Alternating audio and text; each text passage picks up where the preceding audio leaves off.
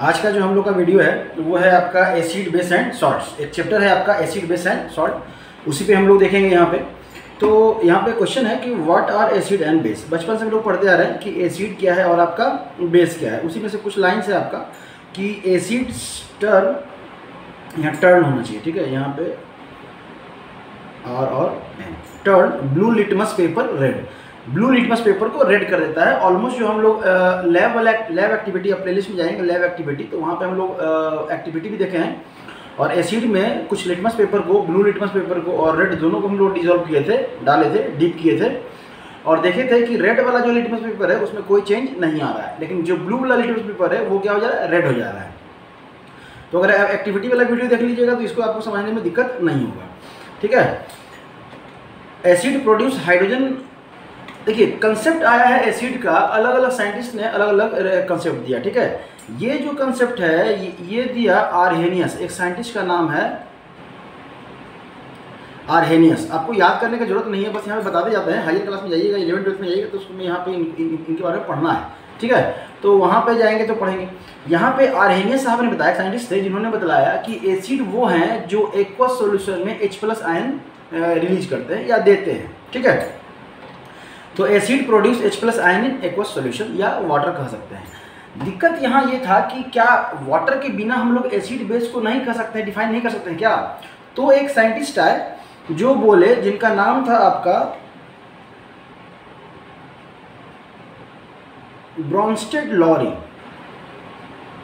ठीक है, एक साइंटिस्ट थे ब्रॉन्स्टेड लॉरी। इन्होंने बतलाया कि जो सब्सटेंस H+ डोनेट करेगा वो एसिड, और जो सब्सटेंस H+ एक्सेप्ट करेगा वो क्या कहलाएगा, बेस कहलाएगा। तो भाई आप भी जो बोले हैं वो ज़्यादा कुछ अलग नहीं बोले हैं, क्योंकि H+ आयन देगा तो पानी में ही देगा। आप H+ आयन के रेफरेंस में बोल दिए कि जो H+ देगा वो एसिड और जो H+ एक्सेप्ट करेगा वो बेस। आरहेनियस साहब यही बोल रहे थे कि जो H+ देगा वो एसिड और जो OH- देगा वो बेस। समझ में आ रहा है। तब यहाँ पे कुछ जो सबसे मॉडर्न कंसेप्ट आया वो लुईस साहब का आया। यहाँ पे लुईस आपको लिखा होगा यहाँ पे कि acid is a substance which accept lone pair electron. ये था लुईस, एक साइंटिस्ट थे। लुईस एसिड और लुईस बेस आप लोग पढ़ेंगे, ठीक है, समझिएगा। मतलब ये तीनों साइंटिस्ट का याद ना भी रहे कोई दिक्कत नहीं है। आप लोग का 10th के लेवल पे इससे ज़्यादा नहीं पूछने जा रहा है। इवन ये भी नहीं पूछेगा, आपका पूछेगा कि जो ब्लू लिटमस को रेड कर दे और जो रेड लिटमस को ब्लू कर दे। और क्या पूछेगा, तो fruit like apple, orange, pineapple taste sour. मतलब एसिड का क्या हम लोग जानते हैं, सोर इन टेस्ट। एसिड जो होते हैं सोर इन टेस्ट होते हैं। तो एसिड का जो टेस्ट होगा कितना होगा, सोर होगा, खट्टा टाइप का। क्यों, बिकॉज दे कंटेन एसिड्स। मतलब एसिड्स हर वो सब्सटेंस को कह सकते हैं या वो प्रेजेंट है जिसमें आपका क्या है, खट्टापन है, सोर इन टेस्ट है। तब है for example hydrochloric acid dissolve in water to form hydrogen ion and chlorine ion. वही इसका इक्वेशन दिया हुआ है यहाँ पे कि H+ HCl को अगर हम लोग डिजोल्व करें तो ये H+ और Cl- में टूटता है। It is the hydrogen ion which turn blue. और यही हाइड्रोजन आयन जो ब्लू लिटमस को क्या करता है, रेड कर देता है, ठीक है। तब कह सकते हैं कि ये जो कैरेक्टरिस्टिक्स है इनका किसका है, एसिड वाला कैरेक्टरिस्टिक्स है। Acid is a substance which accept lone pair. Lewis साहब का अभी हम लोग बताए थे। और एसिड क्या है, जितने भी नॉन मेटल हैं, जितने भी नॉन मेटल के ऑक्साइड्स होंगे, नॉन मेटल, ठीक है, जितने भी नॉन मेटल के ऑक्साइड्स होंगे वो क्या होंगे, आपके एसिडिक इन नेचर होंगे, ठीक है। ये लैब एक्टिविटी में हम लोग देखे थे कि मेटल का जो ऑक्साइड होता है वो बेसिक इन नेचर होता है, नॉन मेटल का जो ऑक्साइड होता है वो एसिडिक इन नेचर होता है। लैब वाला एक्टिविटी देख लीजिएगा, आपको काम आएगा। ऑलमोस्ट चैप्टर 1 और चैप्टर 2 को जो है ना अलग से आपको पढ़ने का जरूरत नहीं पड़ेगा, सारी चीज़ें वहाँ पर समझ में आएगी। अब जब हम लोग एसिड को पढ़ लिए तो बेस का आसान है।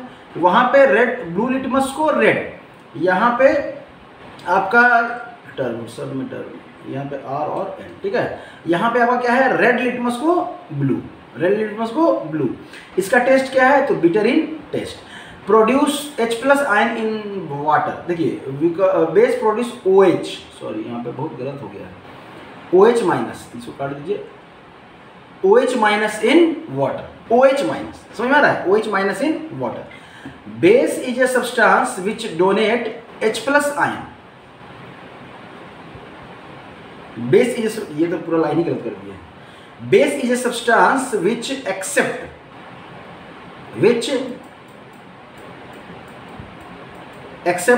H प्लस आयन, ठीक है, जो क्या एक्सेप्ट करता है, H प्लस आयन एक्सेप्ट करता है। आपके इसमें देखिएगा, इसमें आपको सब डिस्क्रिप्शन में आपको मिल जाएगा नोट्स, वो करेक्ट किया हुआ नोट्स है। इसमें ट्रांसफर करने में जो है ना, ये अपने आप वर्ड जो है ना ये कर लिया है।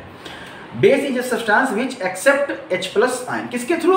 तो ब्रॉन्स्टेड लॉरी एक साइंटिस्ट थे, उन्होंने बतलाया कि जो H प्लस को एक्सेप्ट करेगा वो बेस कहलाएगा, जो H प्लस को डोनेट करेगा वो क्या कहलाएगा, एसिड कहलाएगा। तो base is a substance which donate loan pair electron, ये किसके थ्रू? तो लुईस साहब, ये इन्होंने कहा, ये किसने कहा? तो आर्हेनियस ने। ये किसने कहा? तो ब्रॉन्स्टेड लॉरी ने। और ये किसने कहा? तो लेविस, एक साइंटिस्ट है, तीनों साइंटिस्ट हैं, अलग अलग नाम। तो जितने भी मेटल के ऑक्साइड हैं वो क्या होते हैं? बेसिक इन नेचर होते हैं। तो बेस जितने भी है ना, बेस इज एन ऑक्साइड और हाइड्रोक्साइड ऑफ मेटल्स। समझ में आया? यहाँ पे सिंपल है, आप आसानी से नोट्स यहाँ पे दिख रहा है, टाइप किया हुआ है। जो एरर है हम लोग पढ़ते समय इसको सही भी कर ले रहे हैं, डिस्क्रिप्शन में भी है, बाकी ऑलमोस्ट आपको यही रहेगा यहाँ पे, वहाँ से भी आप देख सकते हैं। इसका पुराना वीडियो, मतलब पहले वाला भी हम लोग ये वीडियो ऑलमोस्ट ये सब कुछ बना हुआ है, बस उसमें हैंड डिटेल, तो वहाँ भी आप देख सकते हैं।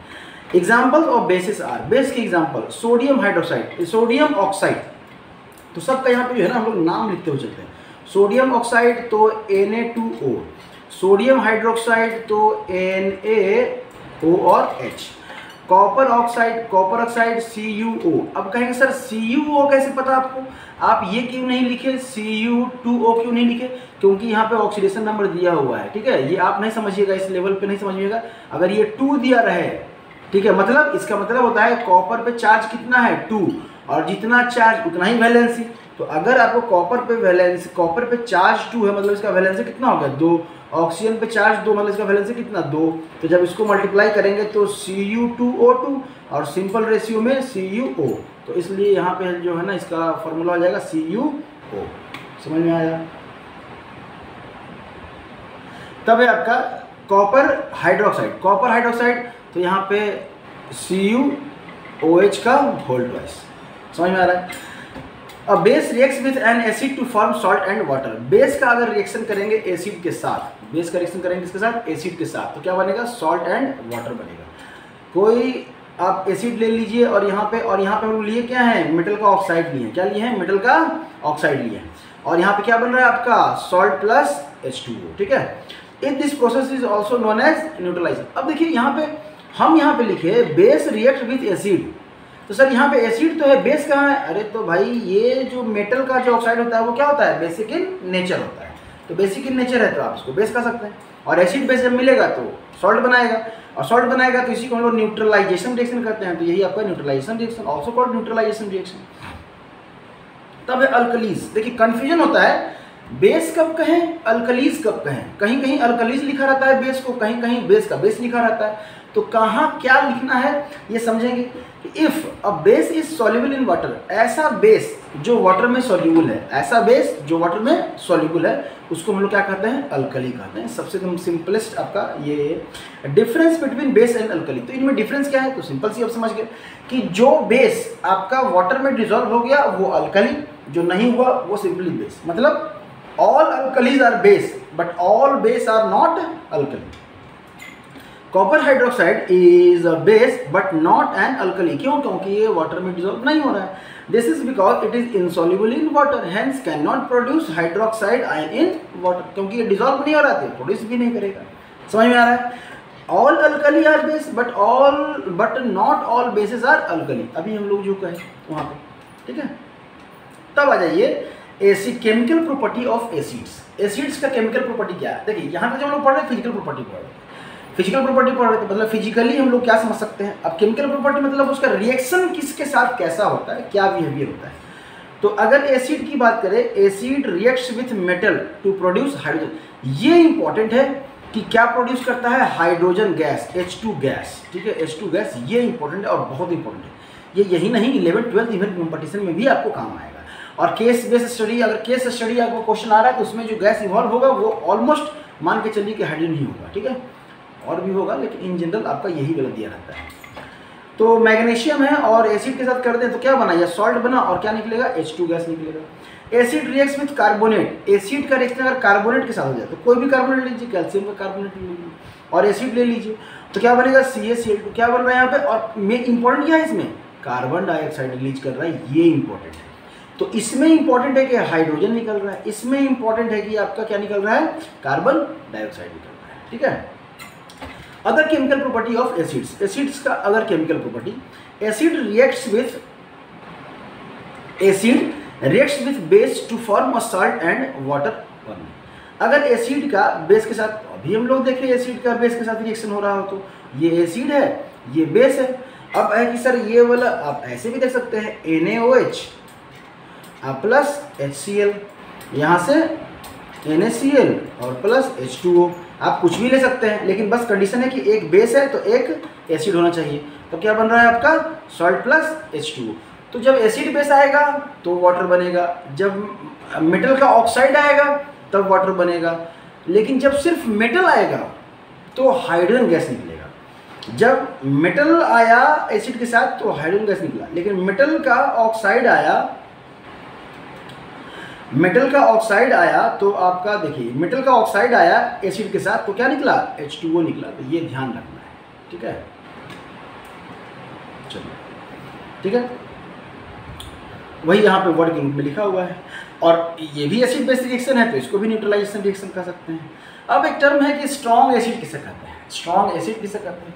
तो देखिए आगे आप लोग जाएंगे तो पढ़ेंगे, इसी के साथ आपको समझना होगा, और यही सबसे ज़्यादा परेशान करने वाला है, ये नहीं, वीक एसिड परेशान करेगा। स्ट्रॉन्ग एसिड कहते हैं किसको है, तो strong acid is an acid that is completely ionise in water, मतलब अगर वाटर में डिजोल्व कर ले तो वो कंप्लीटली आयन में चेंज कर जाता है, ठीक है। जैसे एग्जांपल की अगर हम लोग बात करें तो जितने भी, जैसे सल्फ्यूरिक एसिड तो H2SO4, हाइड्रोक्लोरिक एसिड HCl, तो अगर H2SO4 की बात करें तो पानी में डाले तो ये 2H प्लस और SO4 माइनस 2 में, HCl को डाले तो ये क्या हो जाएगा, H प्लस और प्लस Cl माइनस में, मतलब ये 100% डिजोल्व हो जा रहा है, जितना मैक्सिमम आयंस मिल सकता है मिल जाता है। लेकिन अगर यही हम लोग वीक एसिड की बात करें तो वो 100% डिजोल्व नहीं होगा।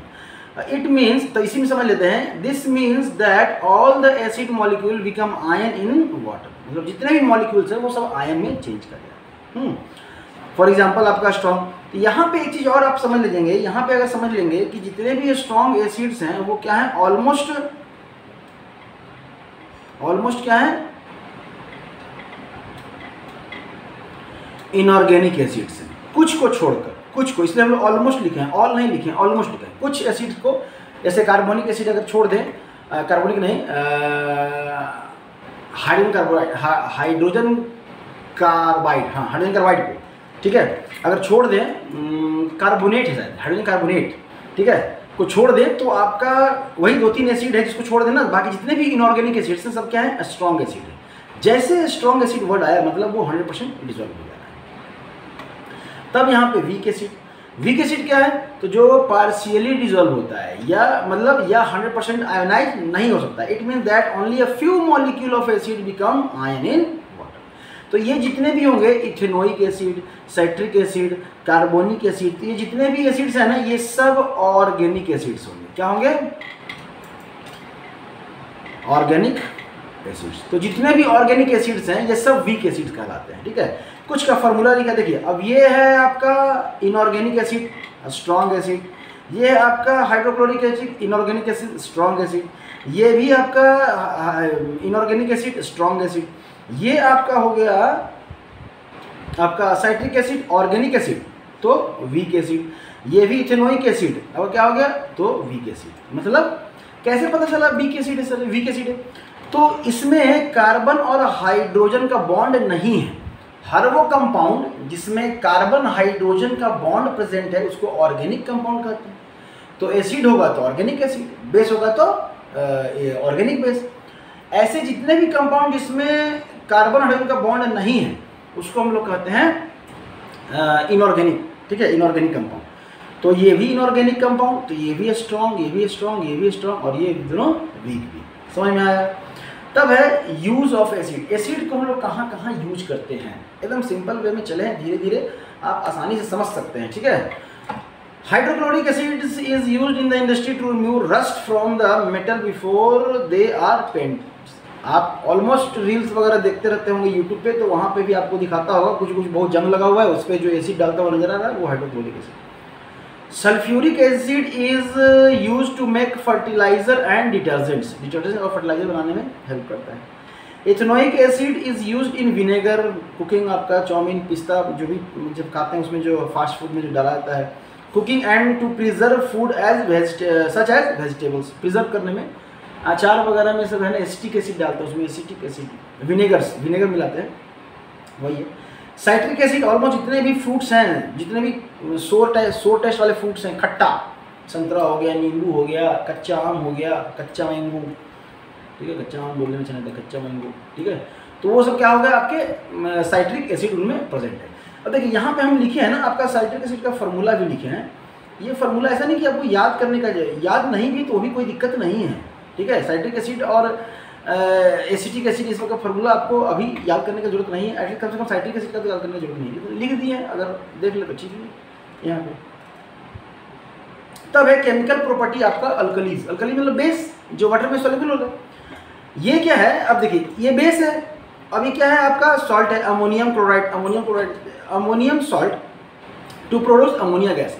अगर अमोनियम सॉल्ट में हम लोग बेस को रिएक्शन करवाए तो क्या दे रहा है, अमोनिया गैस दे रहा है।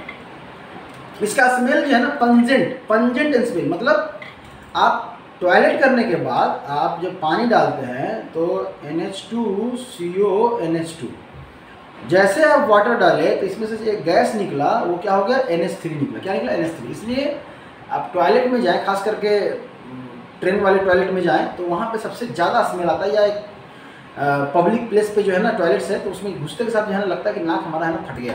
तो फटता इन द सेंस कि वो जो गैस वहाँ पे है सबसे ज़्यादा मात्रा में वो अमोनिया है, वो उसका पंजेंट स्मेल है ना, ठीक है। अब जब देखिए, जब यहाँ पे ammonia gas is acidic, ammonia gas क्या है, इज एसिडिक, तो ये क्या हो जाएगा, क्यों एसिडिक है, क्योंकि ये नॉन मेटल है। नाइट्रोजन क्या है आपका, नॉन मेटल है, ठीक है, नॉन मेटल। एसिडिक गैस बता रहे हैं, समझ में आ रहा है, ध्यान रखिएगा। ये बेस है, ये क्या है आपका बेस, ठीक है।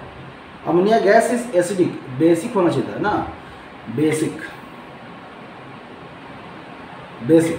Turn red litmus to blue, ये रेड लिटमस को क्या कर रहा है, ब्लू कर रहा है। समझ में आ रहा है, कितना गलत आज टाइप कर दिए हम, ठीक है, ध्यान रखेंगे आगे से। आपको वैसे भी सुधार रहे हैं यहाँ पे, लेकिन डिस्क्रिप्शन में आपको नॉर्मल मिलेगा, ठीक है। डिस्क्रिप्शन में हम कोशिश करेंगे कि वहाँ जो डालेंगे नोट्स वो नॉर्मल रहेगा, ये ध्यान रख लीजिएगा। Ammonia gas is very soluble in water and give out pungent smell, इसलिए वो स्मेल देता है आपका। और ये आपका रिएक्शन रहा। देखिए रिएक्शन आपको नहीं भी याद है, लेकिन यहाँ पे अगर याद कर लें तो इतने लिखने के बाद अगर लिख दें ना तो आपका नंबर नहीं कटने जा रहा है और फ्यूचर में आपको काम आएगा, ठीक है। कुछ कॉमन अल्कलीज हैं जिनका हम नाम लिखे हैं, सोडियम हाइड्रोक्साइड फार्मूला भी है, पोटेशियम हाइड्रोक्साइड फार्मूला भी है, ठीक है। बेस का रिएक्शन, एसिड का रिएक्शन, ऑलमोस्ट यहाँ पे देखिए एसिड बेस रिएक्शन करेगा तो क्या बनेगा, मेटल के साथ एसिड का रिएक्शन होगा तो क्या बनेगा, मेटल ऑक्साइड का एसिड के साथ रिएक्शन होगा तो क्या बनेगा। बेस का रिएक्शन ज़्यादा आपको दिखेगा नहीं, बस एसिड के साथ दिखेगा और अमोनियम सॉल्ट के साथ दिखेगा, तो वो हम लोग दिखा दिए हैं। बाकी जो कुछ बचा है आप बुक में पढ़ें, जो समझ में नहीं है आप मैसेज कीजिए, कोशिश करेंगे हम लोग कुछ अलग से वीडियो प्रोवाइड करने का, जिसमें कि आप लोग का वो सारा डाउट जो है ना क्लियर हो जाए, कुछ भी कन्फ्यूजन हो हम क्लियर करेंगे, ठीक है।